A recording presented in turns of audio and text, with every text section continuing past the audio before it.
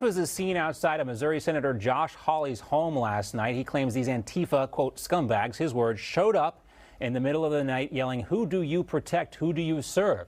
Hawley also says the group of Antifa members threatened, vandalized, and pounded on his front door while his wife and newborn daughter were inside. The group did not deny that they were at Hawley's Washington, D.C. home. They flaunted it on social media. That's where we got the video from. Some of them even live streamed the event.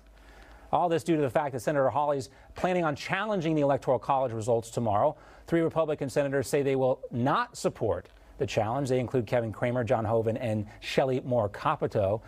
They say they don't support Hawley's efforts. There's others as well. So what does this mean when Congress will formally count the votes tomorrow? Let's welcome in now Democratic strategist and former Obama campaign director Robin Byro. He's also a retired Army Ranger. And back with us, Benny Johnson, Chief Creative Officer at Turning Point USA.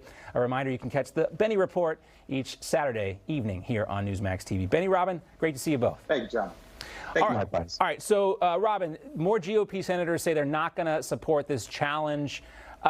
Democrats have been pretty quiet about this. A lot of people say, look, if Democrats want to see Joe Biden have actual mandate here, to lead, they would want to get this stuff out there in the public. Why have Democrats been so quiet about this?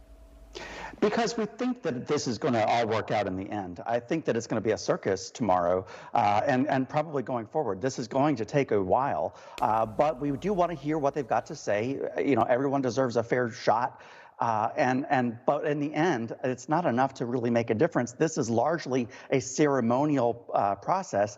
And look, I understand that the president himself just tweeted a little while ago that the vice president has authority to throw out electors. And that just is not the case. We know that's not the case. So that's why we're being quiet about it, John. Well, I don't know the answer. I'm not a lawyer, but I will quote Alan Dershowitz, who knows a little bit about this. And he says, we don't know, Robin, what Mike Pence's legal responsibilities and limitations are. So we're going to find out tomorrow. But Benny, here's a situation again where we see a guy like Josh Hawley being, protested, quote unquote, really mobbed by a group of Antifa radicals showing up at his house. Everything looks quiet here, but based on what we've seen in the past, after the RNC, other examples of Democrats and Antifa committing violence on Republicans here, there's real concern. Now, if this were a young Democrat member of Congress, every single Democrat on television today would be talking about this. Republicans don't. They don't make as big of an issue of this stuff as I think they should. Right. So I'm going to stop playing their games. Their games are me using the language that they want me to use to describe them. They are not Antifa. They are not anti-fascists. They are the closest thing America has to actual fascism. Going to somebody's house with their small child inside of it and threatening the people inside of that house because you do not agree with their freedom of speech is fascism.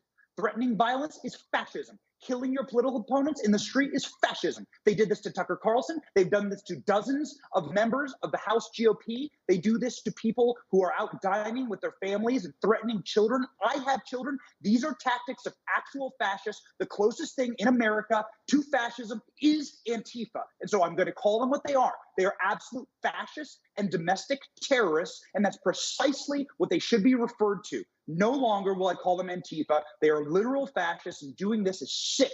Disagree with people as much as you want, but in this country, we settle things legally and we settle things nonviolently, and this kind of behavior is absolutely sick. And I would call on anyone who is a reasonable person, especially my other panelists on this panel, to denounce Antifa.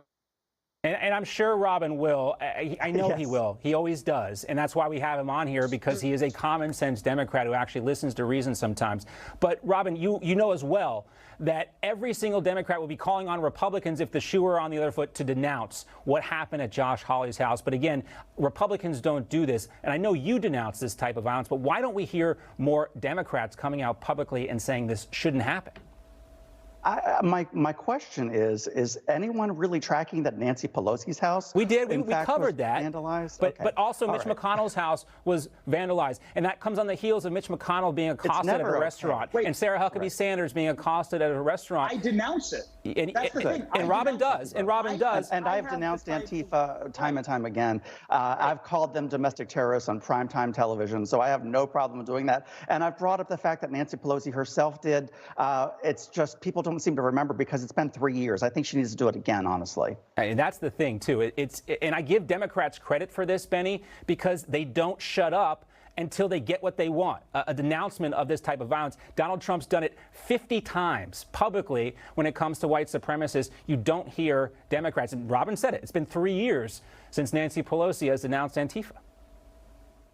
That's right. That's right. So how many more people have to die? I mean, that's the question. How many more people need to actually... Antifa has killed people. They have killed Trump supporters in the street. We know them. We know their names. It has been covered. So at what point do we say, in one unified voice, we denounce these tactics and we are going to join together to make sure that there is no political violence? I am perfectly happy denouncing any type of behavior like this on the side of the right, on the side of conservatism. It rarely ever happens. But right now you're watching National Guard being deployed to Washington, D.C. for a peaceful protest of conservatives. And it's the abject hypocrisy of this type of mentality is what tears the country apart. And it really does make for safer places for us to live. I live in Washington, D.C. There have been multiple homicides on my street having nothing to do with politics, having to do with the gangland terrorism that occurs on Washington, D.C. streets every week. And you don't see the National Guard being deployed to my street